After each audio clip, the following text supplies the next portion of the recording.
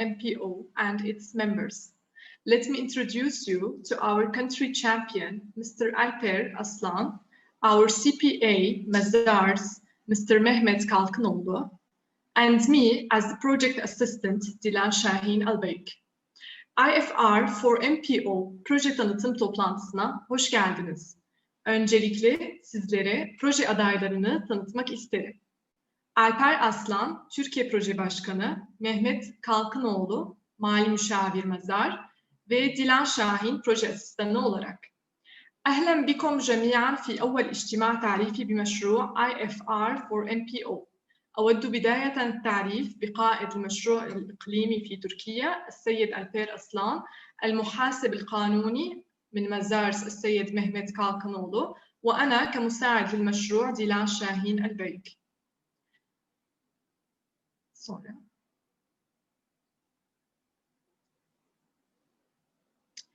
Here are a few Zoom tips to help the meeting run smoothly.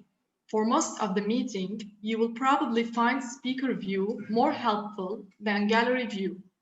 When we break into small groups, gallery view will be better. There is a control panel that enables you to mute or unmute your microphone, start or stop your video, and type in the chat.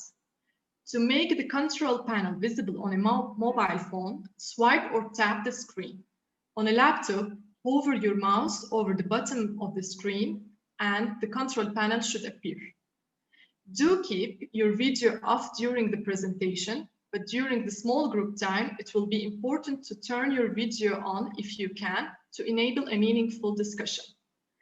Please do feel free to type a comment or question in the chat at any time. This can be directed to the host only or to everyone as appropriate. When we report back from the small group session, it might be helpful to use the raise hand function if you are a nominated spokesperson ready to share some feedback from your group. To raise your hand, you click on participants in the control panel, and from there you see a button to raise or lower your hand. Toplantının sorunsuz ilerlemesine yardımcı olacak birkaç ipucu. Toplantı esnasında hoparlör görünümü galeri görünümünden çok daha uygun olacaktır. Küçük gruplara ayrıldığımızdaysa galeri görünümü daha uygun olacaktır. Denetim masası aracıyla mikrofonunuzun sesini kapatıp açabilirsiniz, videonuzu başlatıp durdurabilirsiniz ve sohbet bölümüne yazabilirsiniz. Kontrol panelinin cep telefonunda görünmesini sağlamak için ekranı kaydırın veya ekrana dokunun. Laptop üzerinden ise fareyi ekranın alt kısmına getirdiğinizde denetim masası görünecektir. Genel olarak konuşmadığınız sürece lütfen mikrofonunuzu kapalı tutunuz. Sunum esnasında videonuzu kapalı tutunuz. Küçük grup çalışmaları esnasında videonuzu açık tutmanız görüşmeleri daha çok anlamlı kılacaktır. İstediğiniz zaman sohbete yorum veya soru yazmanız mümkün olacaktır. Sorular sadece düzenleyen kişiye veya uygun bir şekilde herkese yönlendirilebilir. Küçük grup oturumundan sonra geri bildirimde bulunmak istediğinizde söz hakkı için kontrol panelindeki katılımcılar düğmesine tıklayarak el kaldırma ve indirme seçeneklerini görebilirsiniz. يرجى إبقاء الميكروفون والكاميرا مغلقين أثناء العرض، وعند الانقسام إلى مجموعات صغيرة بإمكانكم فتح الميكروفون من أجل المشاركة. عند الرغبة في المشاركة بإمكانك الضغط على زر رفع اليد.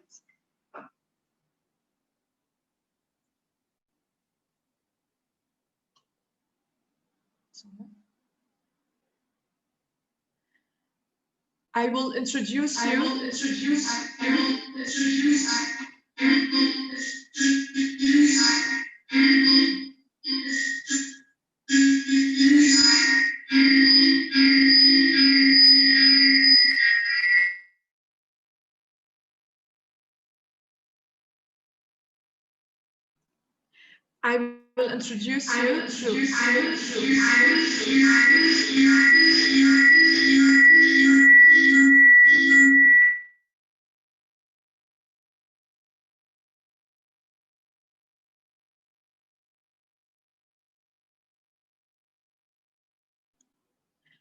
sorry.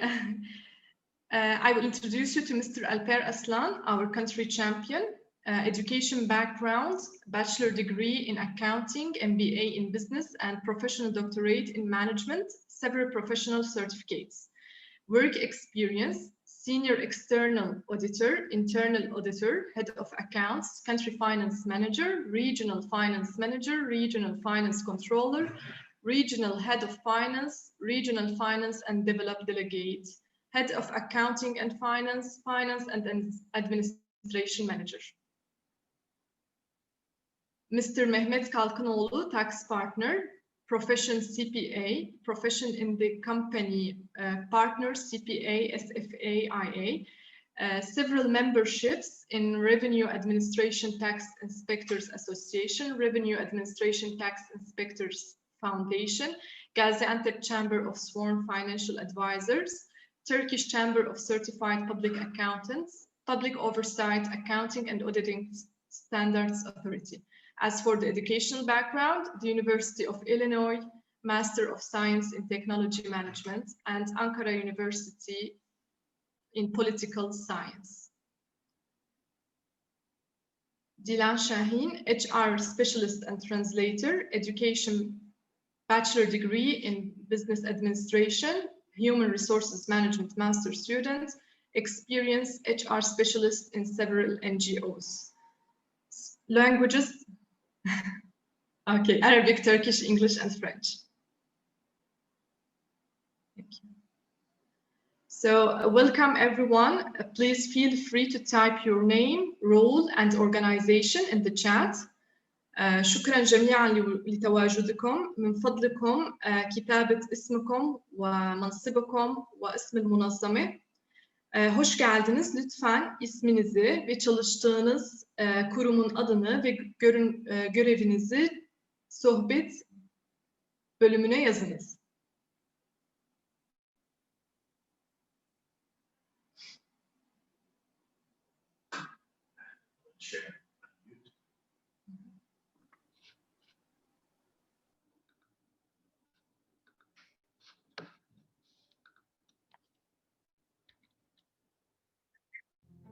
IFR for NPO is a 5-year initiative to develop the first ever internationally applicable financial reporting guidance for non-profit organisations. It's coordinated by Humentum and the Chartered Institute of Public Finance and Accountancy. You probably know that businesses have international financial reporting standards, and governments have international public sector accounting standards. But the not-for-profit sector has no equivalent. This undermines the consistency and usefulness of financial reports and ultimately harms the sense of trust and accountability that is so central to its effectiveness. The current system is also inefficient, with duplication of effort for both NPO and funders in meeting multiple and at times conflicting financial requirements. An academic study in 2014 received responses from 179 countries. 72% of respondents agreed that an international standard for NPOs would be useful. So, the IFR for NPO project is answering this call. By engaging a wide range of stakeholders, the new guidance will command support from the accounting community and NPOs, as well as those that fund and regulate them. The guidance is being developed in a technically rigorous 3-step process, involving a consultation phase and development of an exposure draft, with final guidance available from early 2025. With the goal that at least 10 countries will use the guidance by 2030, with more to follow. The project has a technical advisory group involving national standard setters from every continent and an official observer from the International Accounting Standards Board. And the practitioner advisory group helps us ensure the guidance will meet users' needs. The founding funders share our vision for this game-changing project. We have the opportunity of a generation. We can increase accountability and transparency while reducing inefficiency in the current system.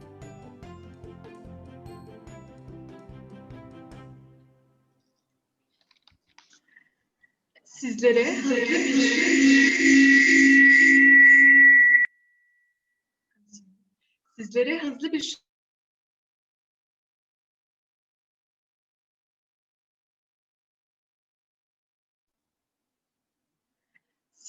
hızlı bir şekilde IFR for NPO projesiyle ilgili gereken tanıtımı yapacağız. Kar amacı gütmeyen kuruluşlar için uluslararası finansal raporlama, IFR for NPO, uluslararası geçerliliği olan ilk ve tek finansal raporlama kılavuzunu geliştirmeyi hedefleyen 5 yıllık bir girişim projesidir. Proje, Humanton ve CIPFA tarafından koordine edilmektedir. Bildiğimiz üzere, kar amacı sektöründen farklı bir şekilde işletmeler uluslararası finansal raporlama standartlarına sahiptir. Aynı zamanda hükümetler uluslararası kamu sektör muhasebe standartlarına sahiptir. Bu durum finansal raporların tutarlılığını zayıflatır ve sonuç olarak doğrudan verimliliği etkileyen hesap verebilirlik ilkesini olumsuz bir şekilde etkilenmesine neden olmaktadır. Projenin teknik danışma grubu bulunmaktadır ve aynı zamanda Uluslararası Muhasebe Standartları Kurulu'ndan resmi bir gözlemci yer almaktadır. Danışma grubu, kılavuzun kullanıcılara en faydalı ve en doğru şekilde sunulması için gereken desteği sağlamaktadır. Sistemdeki verimsizliği azaltarak hesap verebilirliği ve şeffaflığı artırabileceğimize inanıyoruz.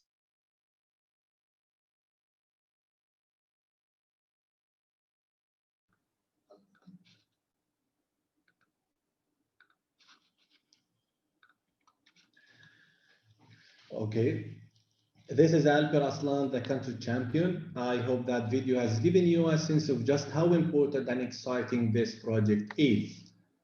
One question that often arises is, which types of NPO financial reports that is developing guidance for? NPOs may produce different types of financial reports, so it's important to be clear which reports are and are not. As you know, all the transactions of NPO should be entered into their accounting system, which classifies and summarizes those transactions to produce various financial reports. So, some reports are for internal use by managers. When NPOs implement donor-funded projects, they are often required to produce special purpose reports, especially for that donor about that project. And every year, the organization produces its annual audit accounts, which are also known as general purpose financial statements, all from the same accounting system, or some of them. The IFR for NPO project is focusing on the general purpose financial statements and connected or linked with the narrative reports. Of course, the different types of report are connected because they are created from the same source transactions, or some of them from the same accounting system. Humanton is also working on another project to harmonize donor project reporting formats, which is a story for another day.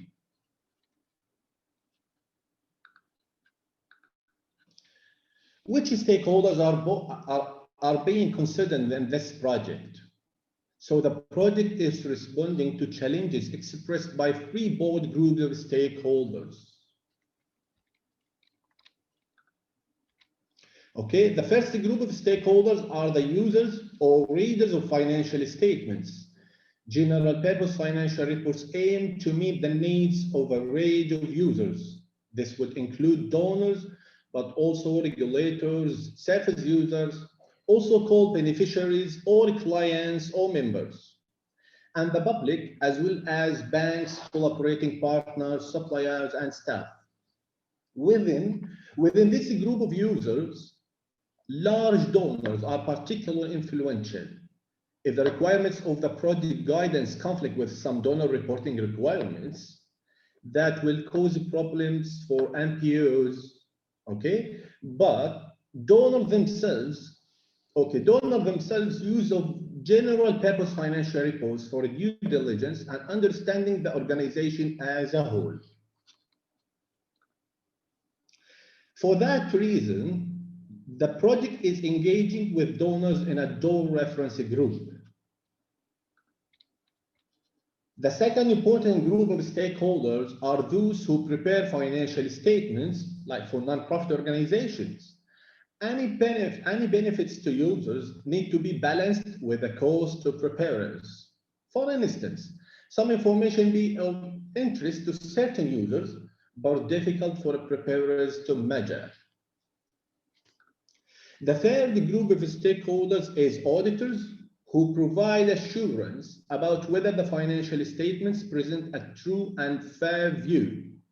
They are often at the front line of supporting NPOs to implement and apply applicable accounting standards or guidance. The IFR for NPO project does not represent any particular group, but is keen to develop guidance that balances the costs and benefits to different users. So, what will this project actually deliver? What change will it bring about?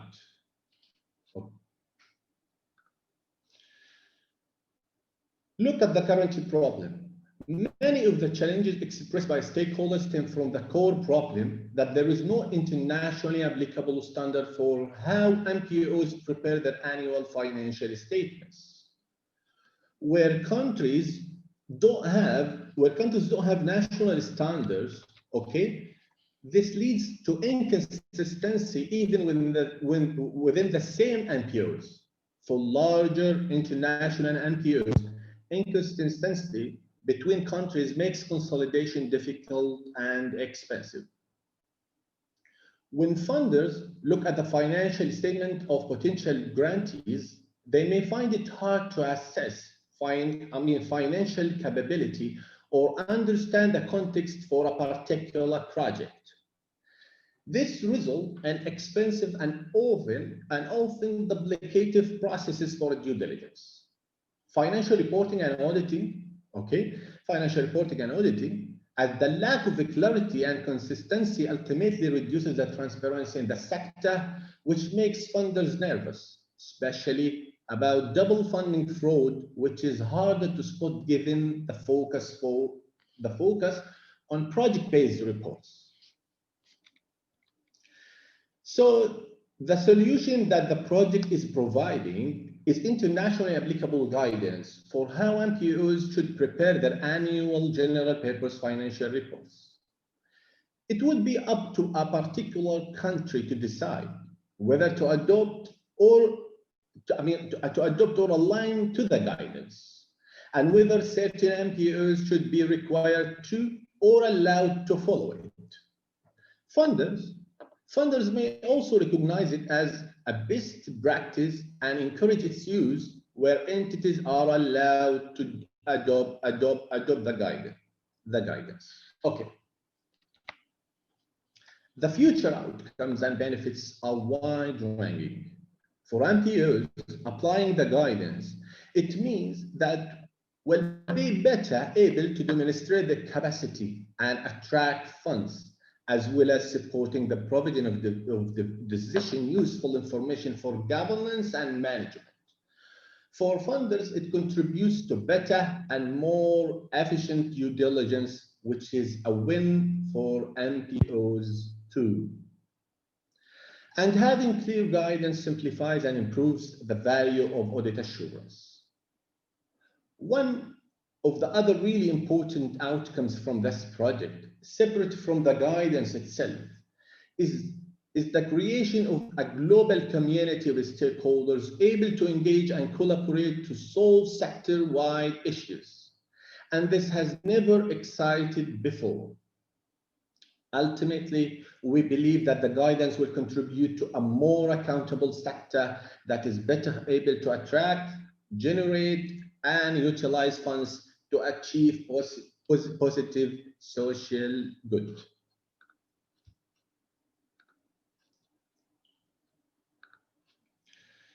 Who's behind this project? This is a question.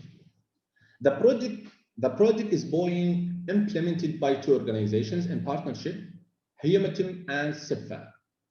HUMATIM is a global association that convinces NPO professionals and inspires sector-wide change. You may have heard of Mango or Inside NGO, who merged together to form HUMATIM in 2017. Also, the Chartered Institute of Public Finance and Accountancy is a UK-based with a standard settings rule for local government and charities, but also plays an important role as an international convener on public sector accounting issues. So both HUMATIM and CIPFA are themselves NPOs. Between them, the project partners are well connected to a range of stakeholders within the sector that are critical to this project. So this is really by the sector for the sector. Seed funding to enable the project to launch has been provided by Open Society Foundations and the Ford Foundation, but the project is not fully funded yet.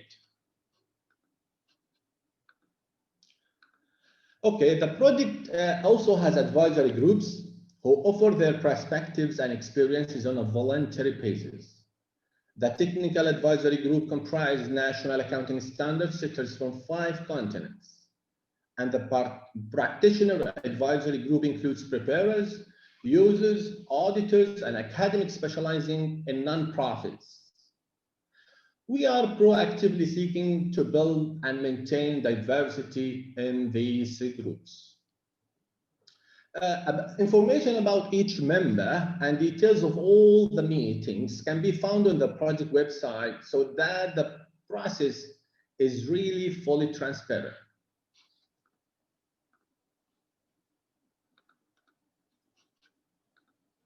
Okay, we have looked at why this project is important, clarified what the project will achieve and who the project partners, stakeholders, and advisors are.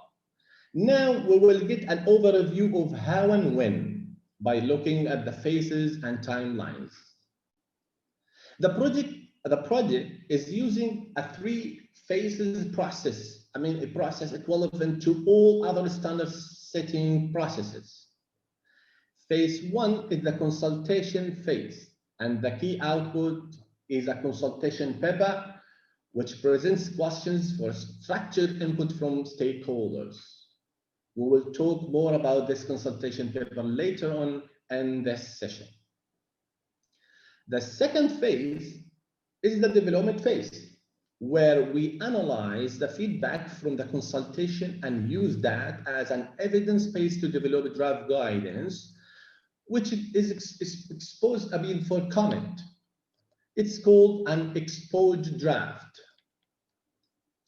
The third phase takes a stock of the feedback from the exposure draft and puts through changes before launching the final guidance, which is expected in early 2025. However, developing the guidance itself is really the beginning. The benefits will be felt after it's widely adopted and used.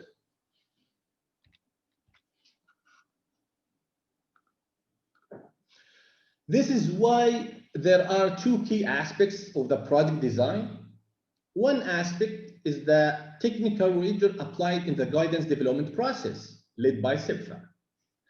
The other aspect is the stakeholders engagement led by HUMATIM, actively reaching out to stakeholders all over the world, like regulators, national professional accountancy organizations, donors, and NPOs to participate in the development process so they are ready and willing to adopt it when it is done. So the question, how are we doing in terms of outreach? Let's move to the next slide. Okay, as you can see, the project already has engagement from people all over the world. As you can see, countries in blue are those where individuals have signed up and registered their interest in this project. They include a broad range of stakeholders, including both international and local NPOs, their auditors, accountancy bodies, regulators, donors, and others. The yellow flags show members of the technical advisory group of national standards setters. The red flags show the members of the practitioner advisory group, and the black flags show the various country champions working to engage stakeholders in their countries to ensure those voices are heard. I mean, your voices should, to be heard. Okay, we reached to this small group session that will be presented and managed by our project director, Samantha. Sam is a UK chartered accountant, ACA, having qualified with Mazars in 2000, specializing in charity audits, as she moved to Uganda in 2001 and has held various roles in non-profit sectors such as auditor, CFO, grant management advisor, and board member, as well as carrying out training and consultancy assignments across Africa. She has been as associate with the Human Teams since 2004 and became regional director East Africa in 2017 before taking on the role of director of the IFR for nonprofit organization project in 2019. So Samantha will lead this session. Thank you so much, Alper. Thank you, Alper, and I'm delighted to be with you all this morning. As Alper mentioned, I am from the UK, but I live in Uganda, so I'm calling you this morning from Uganda. So right now we have some time to break out into small groups and to share your reactions, your questions, your comments from what you've just heard. So I'll put you into small groups. Please introduce yourselves to each other and nominate a spokesperson. Share your questions and comments. And you can also share the benefits that you see for this project from a Turkey and Middle East perspective, and what challenges can you see in taking this forward. Dylan, I don't know if you need to translate, or shall I open the breakout rooms straight away?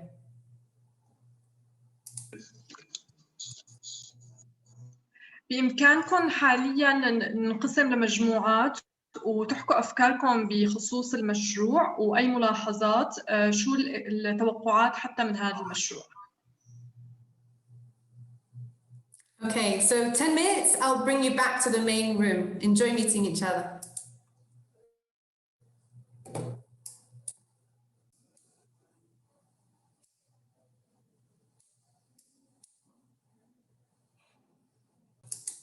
Super. Welcome back, everybody. I hope that was a good chance to meet some of your fellow stakeholders and have a chance to chat. Maybe some groups had struggles, others didn't. But we'd love to hear back some of the key messages and ideas that you were discussing.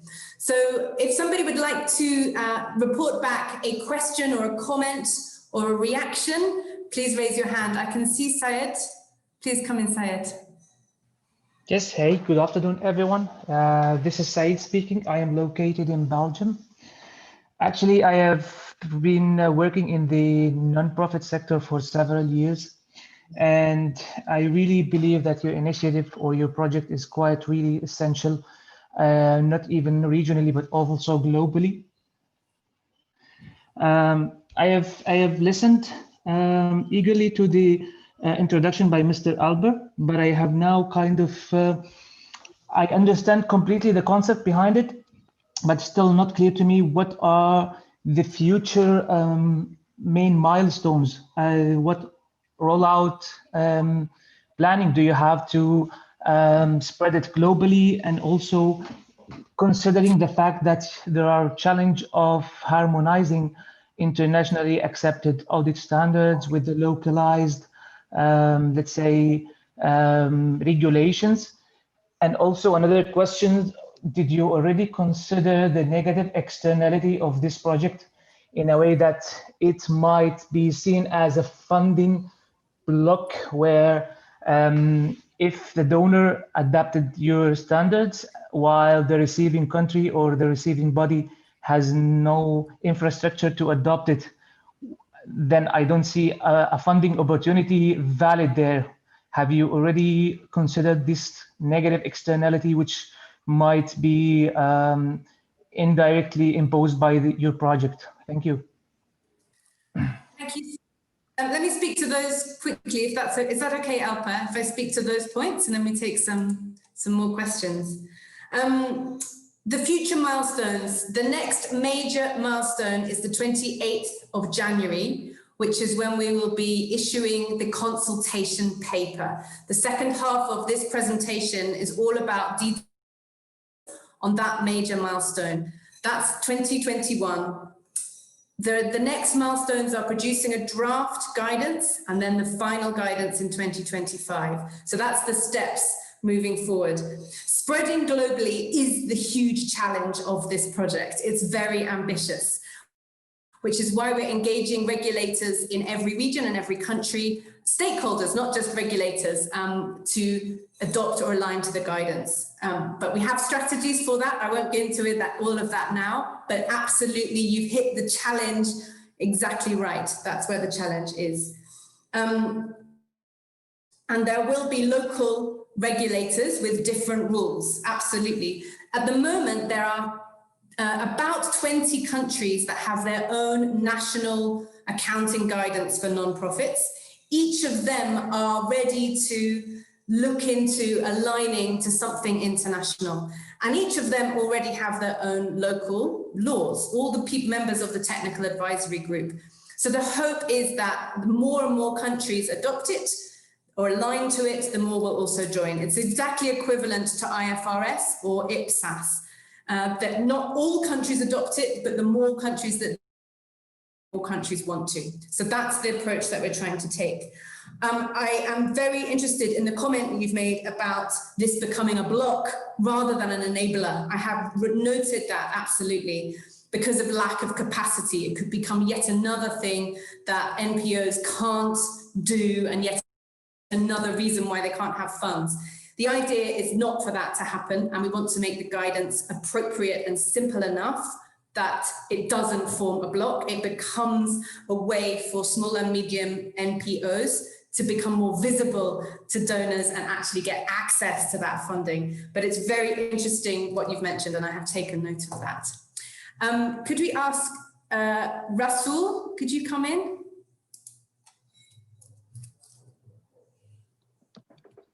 Hello. Hi, my name is Rasul Youssef. So I've worked in the field of nonprofit organizations for several years in different countries. So I moved from Myanmar to South Sudan. I lived and worked in the UK, and now I came back to Iraq. So I'm working as a program manager with IMC here.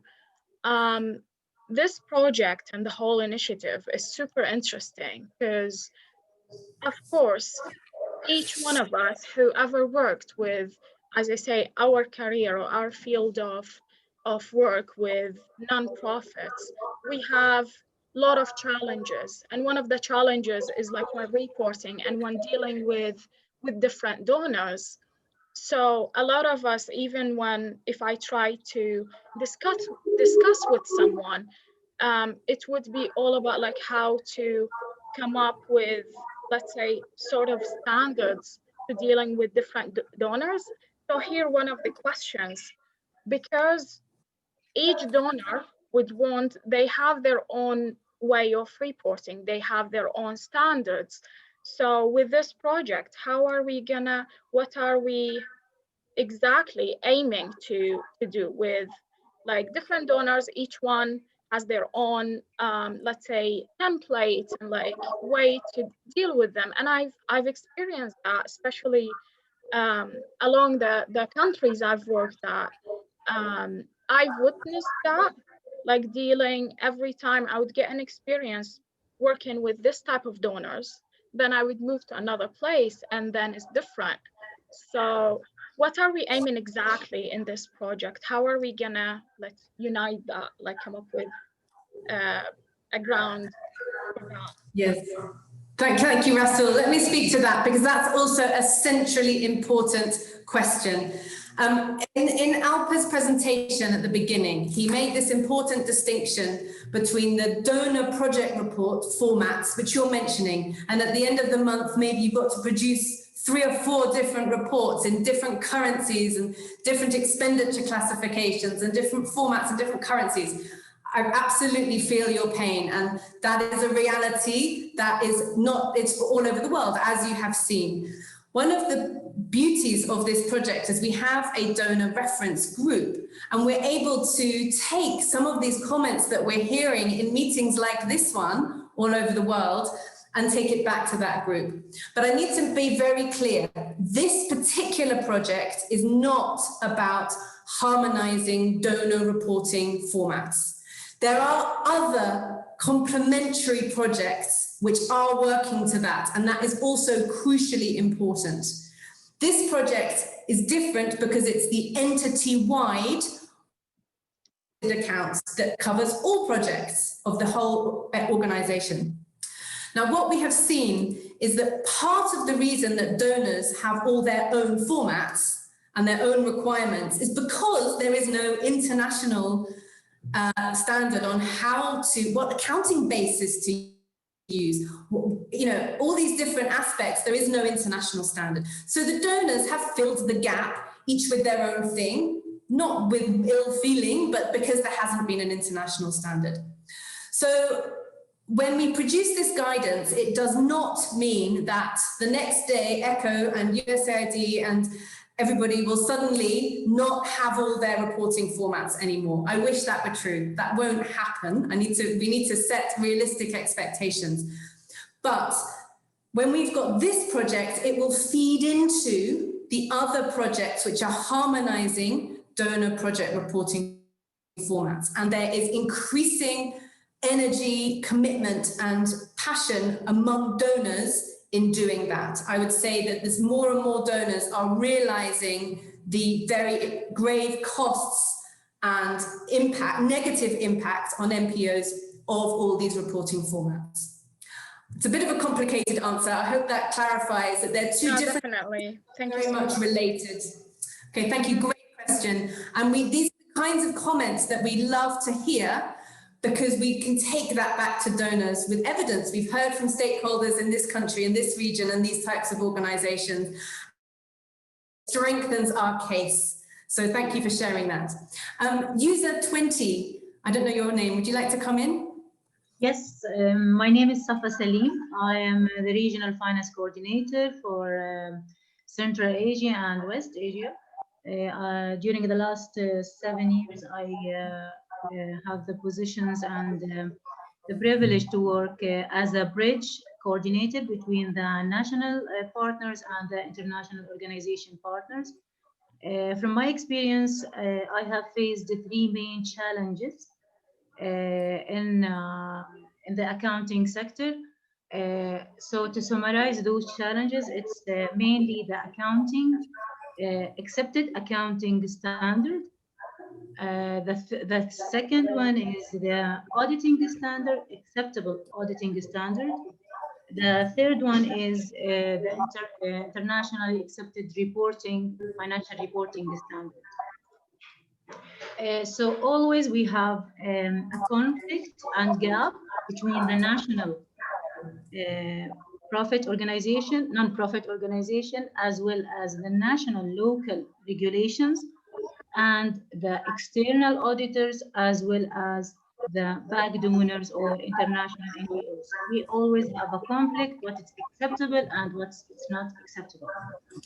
Saying that, this goes first, ending of partnership between the humanitarian organization, blacklisting some external audit companies, also rejecting the registrations for humanitarian organization in the national countries because they are not following the acceptable accounting and auditing standards. Saying that this has been a huge overload to bring the gaps between those four important bodies that working together: the national NGOs, the international NGOs, the auditing firms, as well as the national laws and governing bodies. So those are the main challenges that I have in the coordination, and my expectation would be that to have a generally accepted accounting principle for overall those three bodies, auditing standards, as well as accountability. It's very important. And having also said that, I need to mention that having different international auditing and accounting standards make the national humanitarian organization deviate from the basic accounting principles. We know that we have basic acceptable accounting principles such as consistency and regularity. Those are overlooked by the donors regulation, such as in assets recognition principle, such as consistency. When you force on the national humanitarian organization deviation from basic international accounting standards, no one could solve this issue unless it's forced by legitimate bodies. And I believe and I hope that this forum, the International for Non-Profit Organization led by your initiative, is to touch and regulate and make it legitimate. If we have a legitimate bodies such as FASB board or union such as European Union auditors, United Nations Audit Union, those are forced by law in the country to be internationally accepted. Like, for example, you mentioned in your... I'm really sorry. Sorry, your voice is interrupted. Yeah, I was just wondering if you might, I'd love to hear from many people. So if you might conclude. Yes, my conclusion is that if we don't have a legitimate bodies who's governing and regulating, harmonizing all those standards, I believe that we will not able to enforce them and regulate them. Thank you. Thank you very, very much. Taken note of those comments. And absolutely, the variation at national level is not something this project can pretend to control or even strongly influence. And really, that would be at national level, where you have stakeholders who would like to influence your own government and regulators in certain ways. So what we do hope to do is have regional forums for regulators. So, but certainly we would not overestimate our ability to influence any national regulators and the rules that they make. And you made many, many other comments. So thank you very, very much for that. Much appreciated. I would love to bring in, there's a few more people with their hands up, but also the clock is ticking.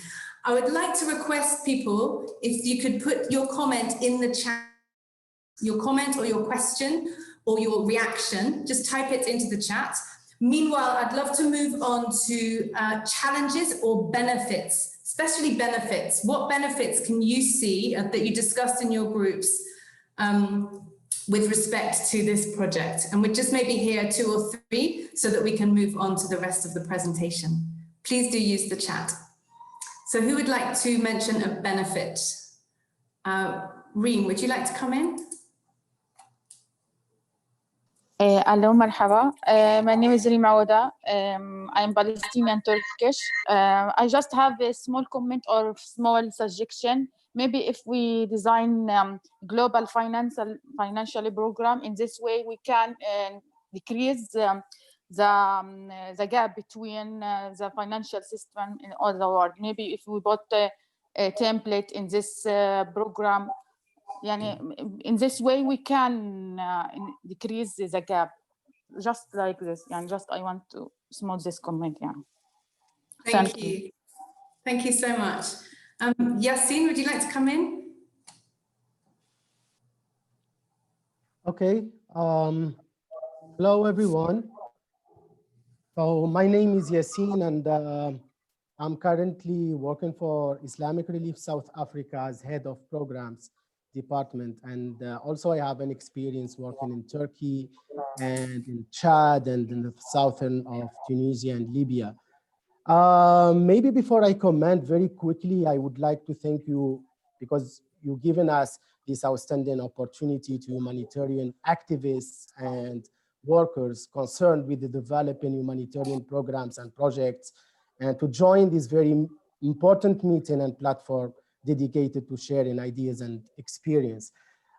Actually, we come up when we debate and we discuss it, the presented project in room 4 with the group.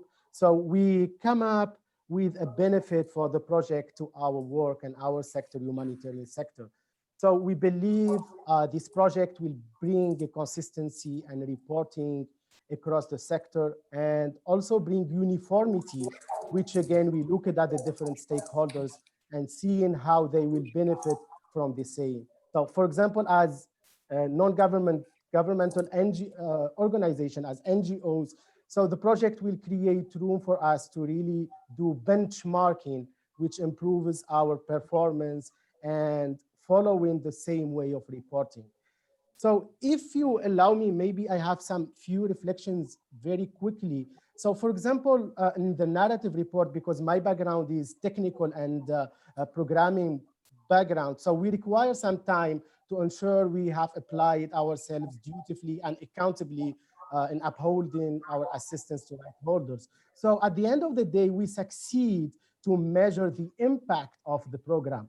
But I would love maybe your inputs regarding any best practices or lesson learned from ones who had teething problems, perhaps regarding on how, and that's the question, how we could have the impact measurement as part of the financial reporting.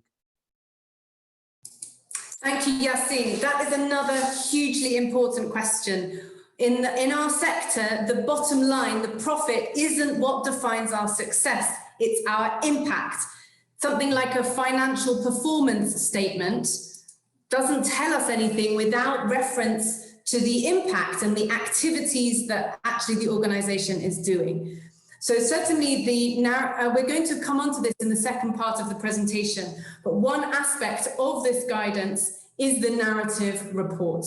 What should be included? What's the best way to see some sense of linkage between the numbers and the impact? And there's no simple question. I hope if any of you have a solution, please share in the online forum. We'll tell you about later. And we can crowdsource a solution, but that's a very big challenge. Thank you, Yassine. Alpa, did you want to come in? Okay, thank you so much, Sam. And thank you for everyone for the feedback from groups. Now, as this meeting or webinar is for Turkey and Middle East region, so Mr. Mahmoud from Mazars, Turkey, is a tax partner. He will present almost 4 slides in Turkish language. Yes, Mr. Mahmoud.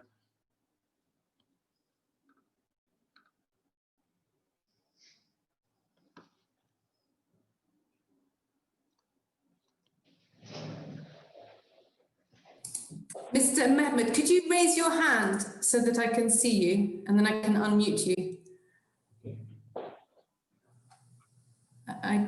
Alpa, can you see him on the screen so we can unmute him? 1 minute.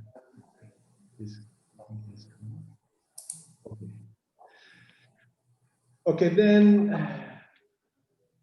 Oh, I've seen, yes. Okay, we'll back to him maybe. I've asked him to unmute. Yes, here. Okay, great. Yeah.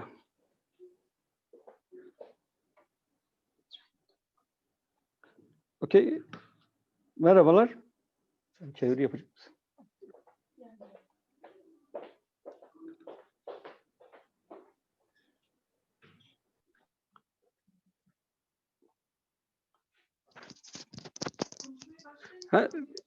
Merhabalar.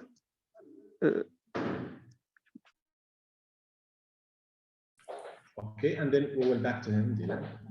Okay. Yeah. Okay, following that small group discussion and feedback, we are now moving to the next stage of our meeting, which is taking a close look at the consultation phase.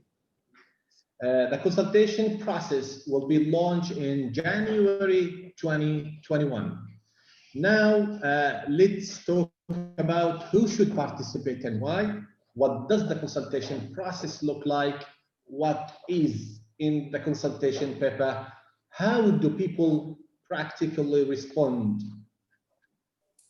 Would you like to share your screen, Alpa? We can't see the slides at the moment. Okay, maybe just a minute.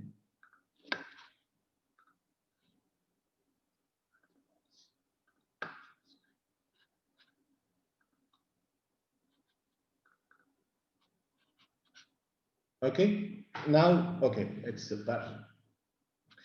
Okay, who and why? Who and why? Who? Everyone here is invited to participate. The project is practically interested to hear the views of who? Regulators, those with the authority to decide whether to adopt or align to the guidance in time. Auditors, auditors of non-profit organization entity level financial statements. Who? Funders, finance and contracts, those who award grants and set reporting guidance for grantees. Also non-profit organization as preparers. Let's talk about senior finance staff. Why? Without input from Turkey and Middle East, the culture context here may not be reflected. The needs of different stakeholders in Turkey and Middle East may or may not be reflected in the proposal put forward. Why? This is an opportunity to shape the future. Really, the future generations will look back and thank you for creating guidance that is fit for purpose. Also, build credibility of the project. Just imagine if 1,000 people from 150 countries input to the consultation process. This gives a strong evidence base for drafting and brings credibility to the project that will ultimately result adopted. Okay. The consultation process, okay.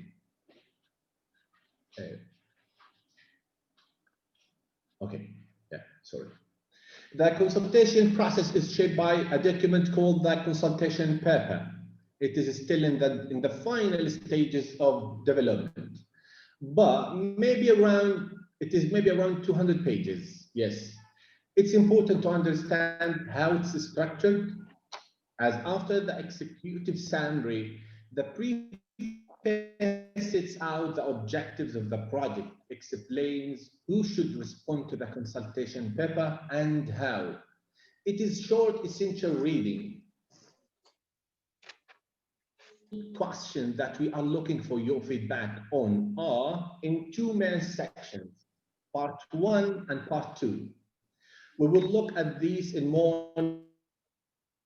So part 1 looks at the landscape overview level, while part 2 takes a close look at a number of specific accounting and reporting issues. The supplementary information is provided to give more context about the project, and the glossary is important because some terms may have different meanings. The glossary explains the meaning as intended for the consultation paper. The following slides will take us deeper into part 1 and part 2, which are the meat of the consultation paper. Okay, using this slide, we would like to give an overview of the types of the questions and feedback that will be asked of you in the consultation paper. Part 1 of the consultation paper is about framework level issues, like how to describe non-profit organizations and who their stakeholders are. Okay, it is written in plain English and pitched to be accessible to a broad audience of stakeholders interested in financial reporting, but not limited to accountants. Each chapter presents a proposal and ends with a request for general matters for comment. In other words, you are invited to comment on the general level matters present in that chapter. These questions can take the form: do you agree? If not, why not? In this sense, the question is open but structured. You need to have read the chapter in order to submit a comment on it. Part 2 is about specific accounting issues, like when to recognize grant income or whether to disclose, to disclose gifts in kind, or how to measure inventory with no sale value. It is written in plain English and pitched to be accessible to a more technical audience, familiar with accounting concepts and language. Okay, then each section describes the issue, then presents alternative treatments. Each section ends with a request for special matters for comment. In other words, you are invited to comment on the specific matters presented in the session. Generally, the questions take the form: do you agree with the description and alternatives presented? If not, why not? Which alternative do you prefer and why? Again, it is necessary to have read the section and alternatives before you can meaningfully submit your response, as this provides the project with structured responses that can be analyzed. Okay, we have seen the overall shape of part 1 and part 2. Let's now take a closer look. On the next 2 slides, we hope to give a taste for the types of questions to expect in part 1 of the consultation paper. These questions are examples of those that have been considered to date by the technical and practitioner advisory groups, but they are currently being reviewed to help maximize the usefulness of the information we get back. Okay, Part 1, Chapter 1 of the consultation paper is all about which organizations would be considered non-profit organizations for the purposes of the guidance, and processes some bold characteristics. So the question is, do you agree with the bold characteristics proposed? If not, why not? Part 2, Chapter 2 of the consultation paper is all about the external stakeholders or users of MPO financial reports and what their information needs are. It presents a proposal and asks, do you agree that their information needs are A, B, C, and D? If not, why not? Part 1, Chapter 3 of the consultation paper is all about aspects of the guidance itself. It presents some proposals, and one of the questions is whether you agree that the guidance should be accrual-based. If not, why not?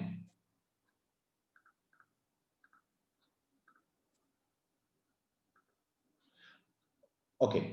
Part 1, Chapter 4 of the consultation paper is all about existing financial reporting frameworks. Firstly, it makes the case that the project guidance must draw on existing frameworks. It then sets out criteria for evaluating the usefulness of existing frameworks for this project and assesses them against those criteria. There are 3 questions, but one of them is, do you agree with the criteria that have been used to assess the suitability of the frameworks? If not, why not? And what other criteria do you believe could be used and why? Part 1, Chapter 5 puts forward a proposal model for developing the guidance. The model IFRS for SMEs as a foundational framework and level standards to develop the guidance. So one of the key questions is, do you agree with the model? Do you have any concerns about using IFRS for SMEs as the foundation? So that is the snapshot of the consultation paper. Part 1, 5 chapters with 2 to 4 questions per chapter. I hope this gives you a feel for the type of topics and questions. If you have strong opinions about those questions, it's really great. We want to hear from you. We need to hear, from the stakeholders. In each case, you need to carefully read, the relevant chapter and then give a comment or response to it. This structured process results in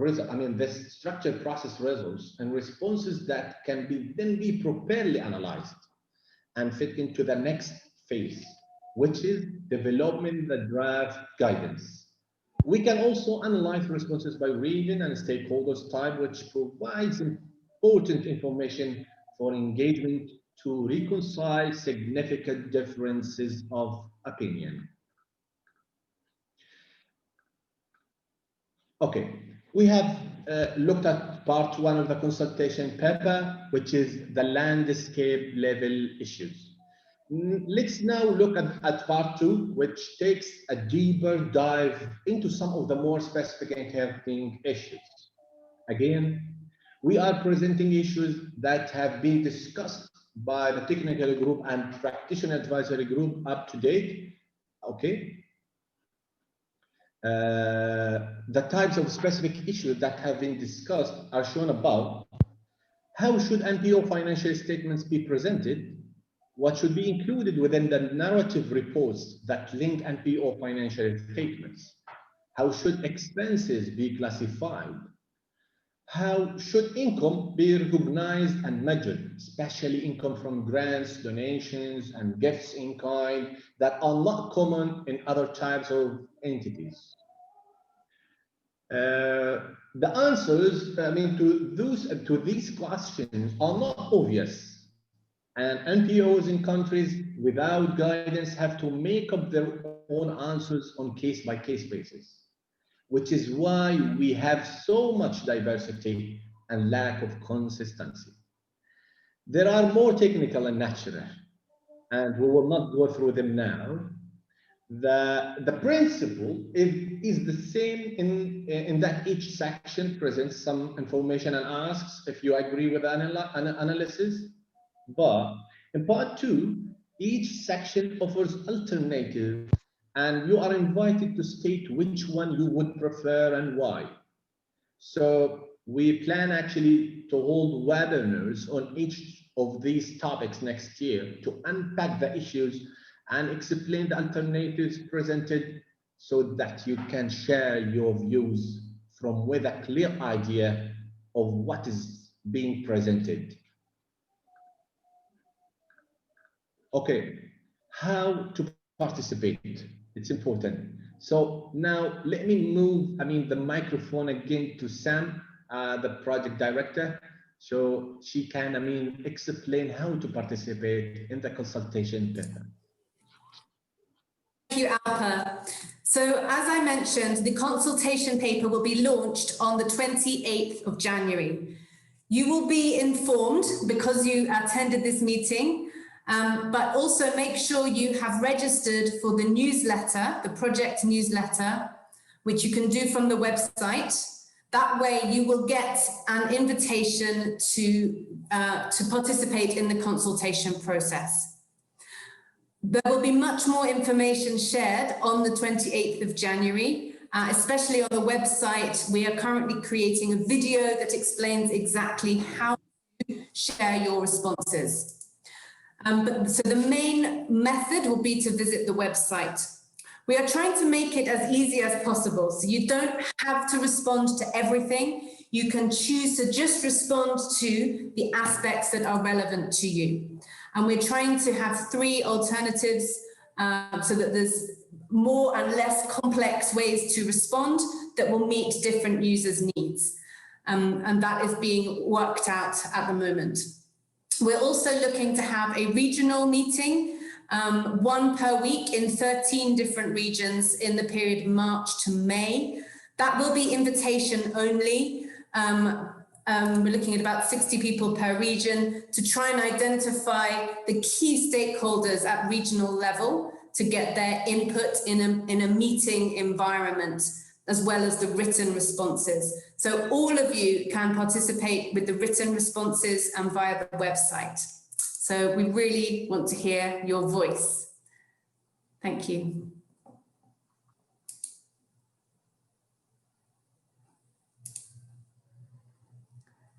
Maybe let me end with this final slide. This is the one message that we would like you to go from this whole meeting, is to please use this opportunity to have your voice heard so you can shape the future of non-profit financial reporting.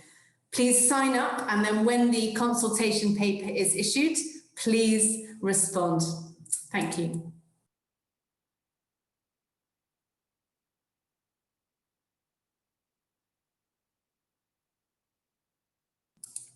Okay. Thank you, Sam. In case anyone has a question related to the consultation process for the consultation paper, please ask them in the chat now, and we will just give you time at the end of this presentation. So we'll see if we can take some of the questions. Okay.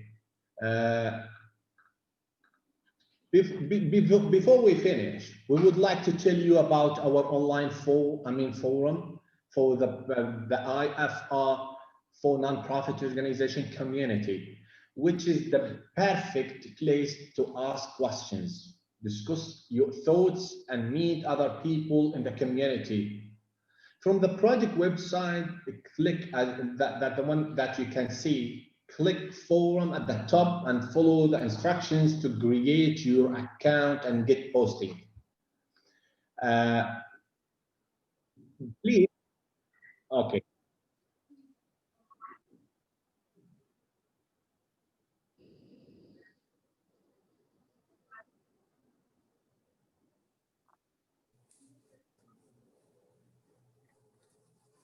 It seems there's a video recording of me in the corner of the slide, but I don't think you can hear it, which is fine. So maybe I can just add, on the forum, we're having a technical problem at the moment. The forum is down, but we're hoping it will be up and running within the next week or two. So please do visit that later. In the meantime, you can visit the website, ifr4npo.org. And also please follow us on social media, LinkedIn and Twitter, and we'll send links to those after the meeting. If you're able to share our posts in your own networks, share it with your donors, share it with your auditors. If you have audience with your regulators, share it with them so that we can get more and more people engaged. It's already coming up in the chat. Would it be appropriate to answer those now, Alpa, or should we move on or hear from Mehmet? I think if Mehmet is ready, so he can just present, the slides. If he's ready, just. Yes, merhaba. Okay. I can see. Can you see this? Okay, go ahead. Yeah. Merhabalar. Tabii Mazars olarak biz bu projeyi önemli buluyoruz.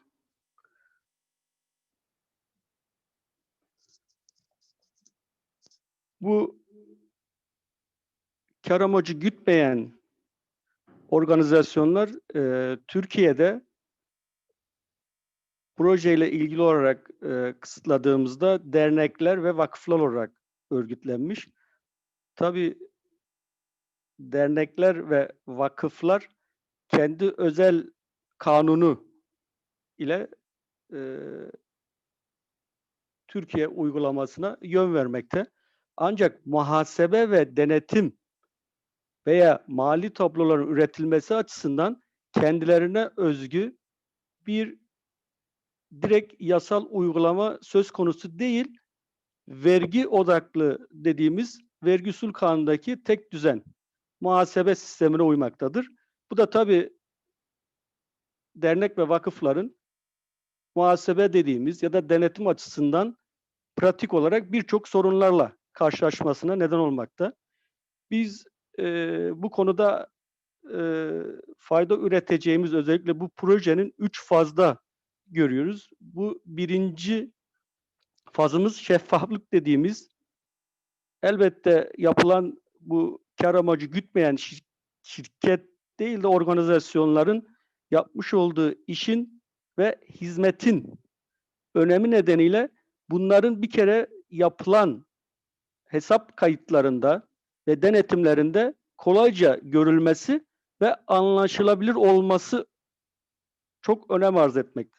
Bu da tabii şeffaflık başlığı altında yapılan tüm işin, hizmetin kolayca görülebileceği, anlaşılabileceği bir hesap düzeninin oluşturulması şart. Bunun olmaması elbette ki parayı veren ya da yapılan hizmeti finanse eden açısından ve bu işi bir hizmet olarak kar amacı gütmeden yapan organizasyon açısından ve denetleyici, düzenleyici hükümetler, yönetimler açısından çok önem arz etmektedir. İkinci fazımız hesap verilebilirlik. Hesap verilebilirlikle de tabii ki donörlerin vermiş olduğu bir kaynak, bir para var hizmet için. Bunun hizmete gitmesi ve hizmetten geri sayımda parayla hizmet arasında ilişki kurmada bir sorun çıktığında bu hesap verilebilirliğinin özellikle kayıt ve muhasebe açısından takip edilmesi çok önem kaybetmektedir.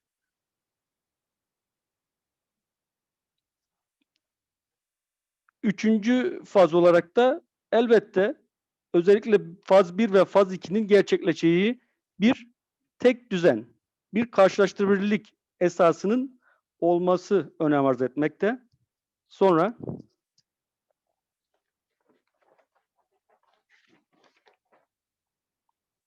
tek düzen ve hesap karşılaştırılabilirlik şu açıdan çok önemli. Şu anda Türkiye uygulamasında kullanılan hesap planı vergi odaklı bir hesap planı.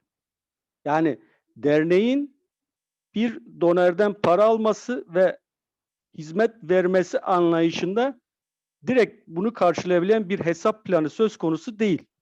Dolayısıyla dernek veya vakıfların kar amacı gütmeyen organizasyonların şu anda tutmuş olduğu bütün muhasebe sistemi ve dolayısıyla bunlarla ilgili yapılan denetimlerin çoğu vergi odaklı bazda gitmekte.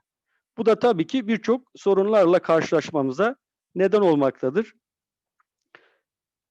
Tüm bu 3 fazın sahada fiili olarak gerçekleşmesi için, yani şeffaflığın, hesap verilebilirliğin ve tek düzen karşılaştırılabilir, diğer anlamda izah edilebilir bir yapıya kavuşturması için bir hesap düzeni altyapısının kurulması önem arz etmekte. Bunun hesap düzeninin üzerinde bir yönetim anlayışının oluşturulması ve kontrol, denetim, takip sisteminin kurulması önem arz etmekte. Bu proje bunlar için sonra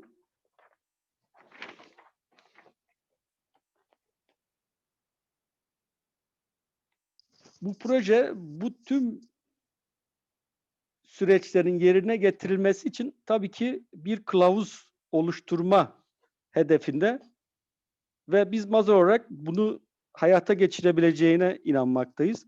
Tabii ki bu hesap verilebilirlik bazlı ve şeffaflık ve tek düzenin direkt derneklerin bulmuş olduğu fonlarla ihtiyacı olanlara hizmet vermenin tam örtüştüğü bir anlayışın yansıtıldığı bir hesap, bir muhasebe kayıt sistemi ve bir denetim raporlama modeli. Bunların tabii ki hayatta olmaması ya da Türkiye uygulamasında bizim karşılaştığımız sorunlar öncelikle bu hizmetlere hayati olarak ihtiyacı olan insanlara ve bölgelere etkili ve tam olarak gitmemesi sonucunu doğurmakta. Toplanan paralar esas işlevinin dışına çıkabilmektedir. Bunu biz Türkiye uygulamasında yapılan denetimlerde veya diğer tespitlerde bunları görüyoruz.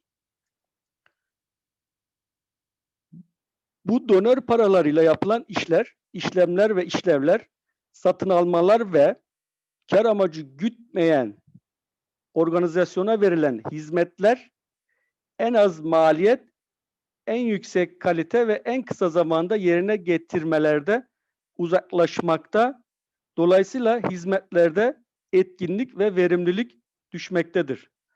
Bu da kar amacı gütmeyen organizasyonun tabii ki performans düşüklüğü olarak biz değerlendirmekteyiz. Bir diğer husus ise bilerek veya bilmeyerek kötü niyetli kayıp kaçaklar ve yolsuzluklar, zimmete para ve mal geçirmeler gibi suç unsurları ortaya çıkmaktadır. Sonra özetle acil hizmete ihtiyacı olanlara etkili bir şekilde hizmet verilebilmesi, bu sorunların çözümü, verilen hizmetlerde etkinliğin ve verimliliğin artırılması ve kayıp kaçak suç unsurlarının ortadan kaldırılması için şeffaflık, hesap verilebilirlik ve tek düzen esasında özellikle kar amacı gütmeyen organizasyonun toplamış olduğu parayla esas olarak hizmetin verilmesi gereken kişilerin örtüştüğü hesap planı, hesap düzeninin kurulması ve buna uygun kar amacı gütmeyen organizasyonda yönetim anlayışının oluşturulması ve tüm bunlara göre kontrol, denetim ve takip sisteminin hayata geçirilmesi önemli olacaktır. Tüm bu bağlamda hizmetin tam performanslı, etkin ve etkili olarak gerçekleşmesi için bu projenin çıktısı olan kılavuz yol gösterici olacaktır.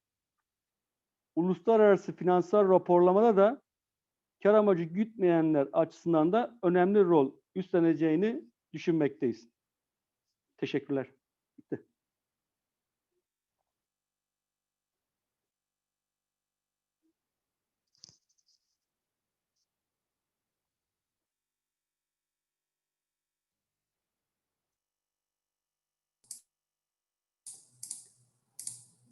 Thank you so much, Mehmet. And I'm sure that was very helpful for those of us needing Turkish. So the final section of this meeting is to look at questions, remaining questions that people have. Some have been typing in the chat, but also if you'd like to raise your hand, do that so that we can hear your questions.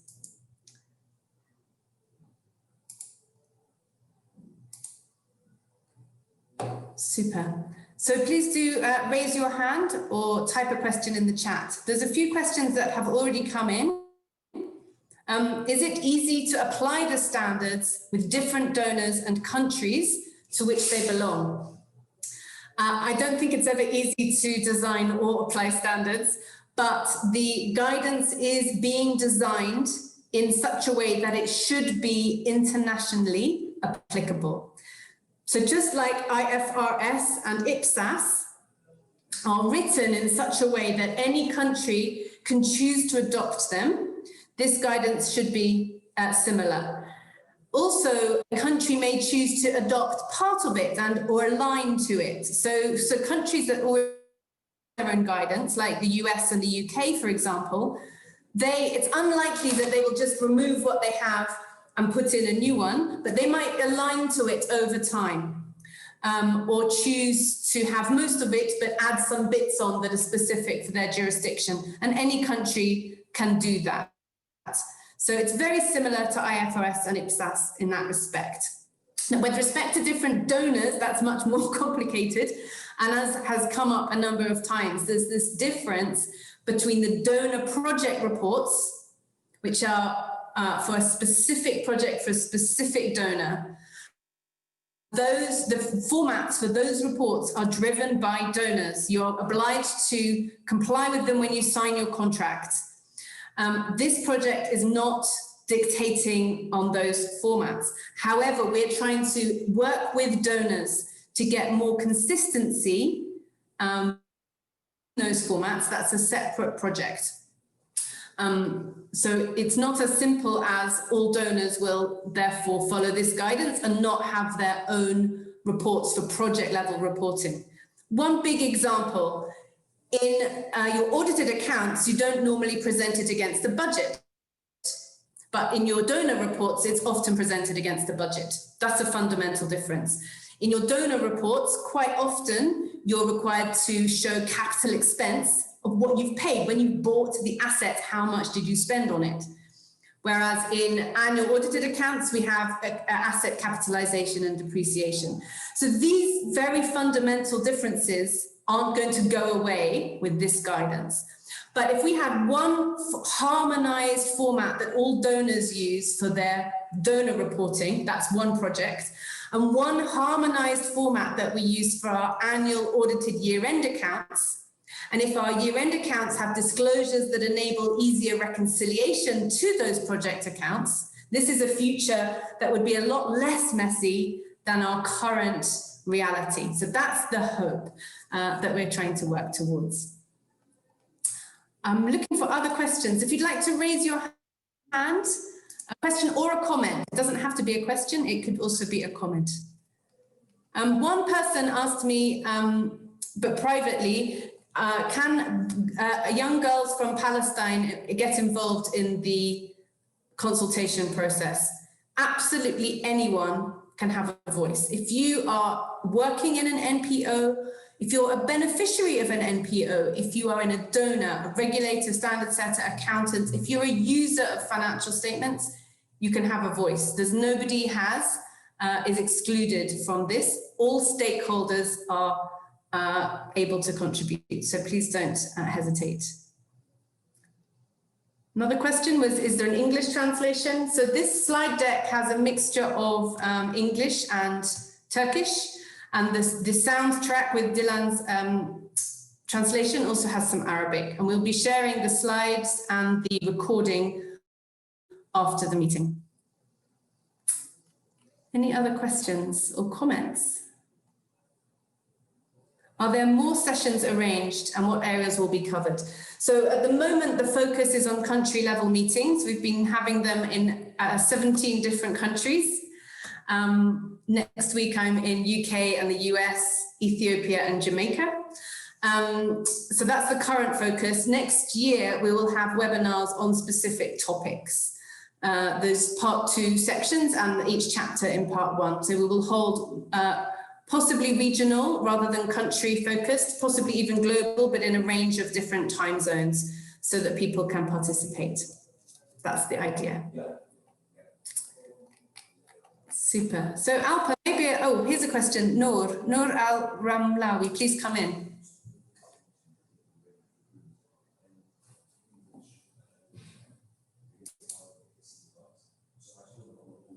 Noor, would you like to ask your question?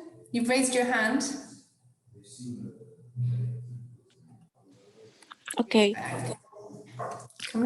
Hello, my name is Noor Al-Ramlawi.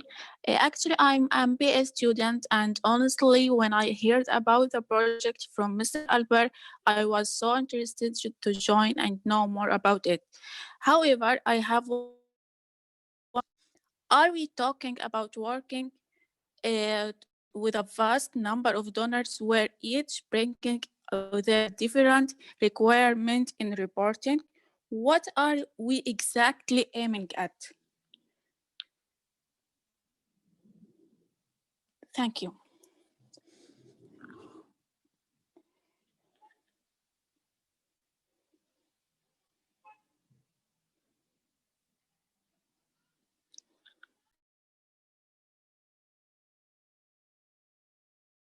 project.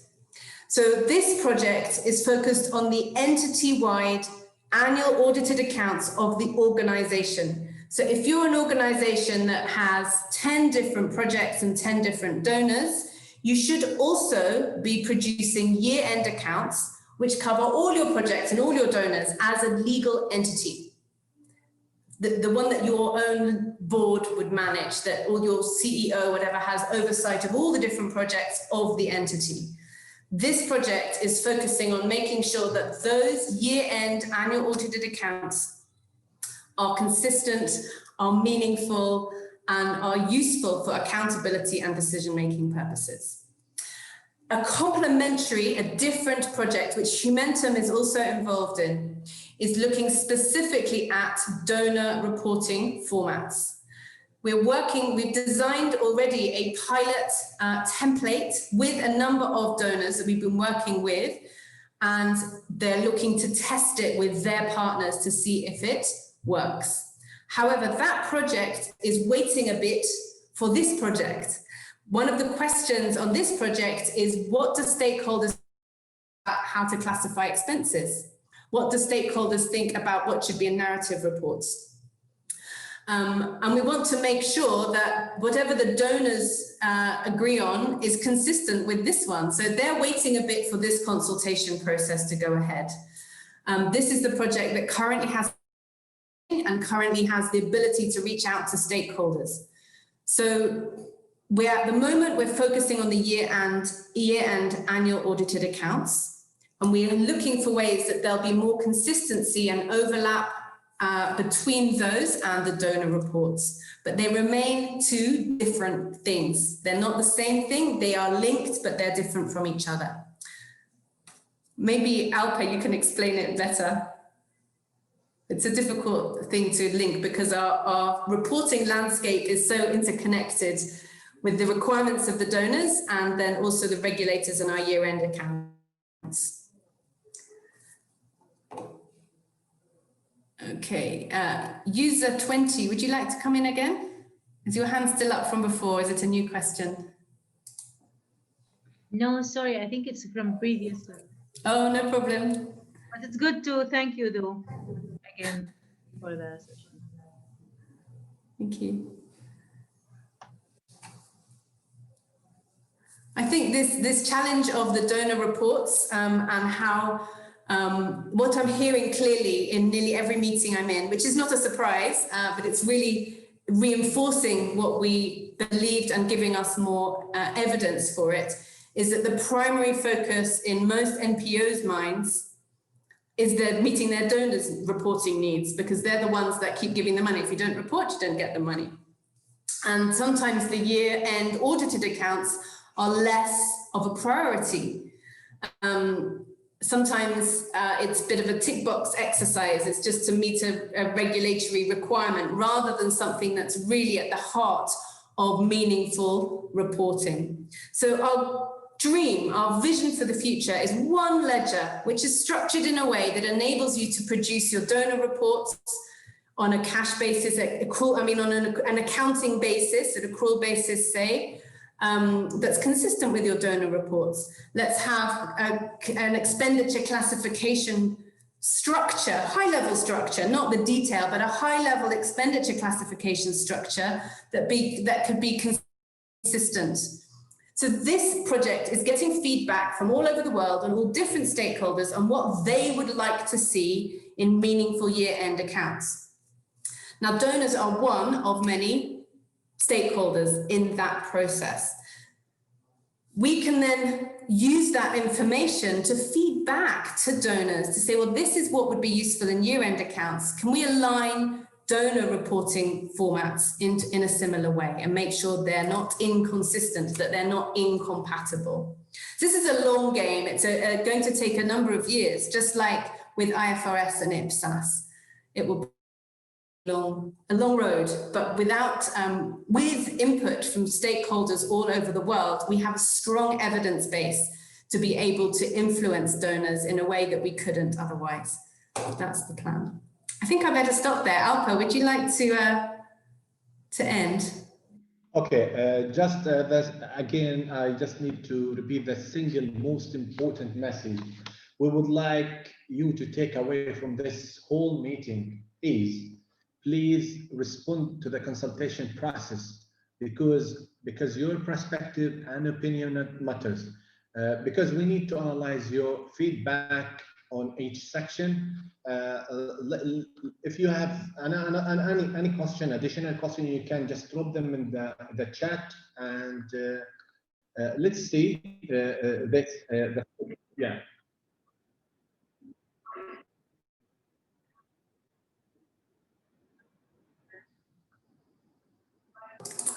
Okay, so thank you very, very much, everybody. We look forward to hearing from you in the forum. We look forward to being in touch with you via the newsletter.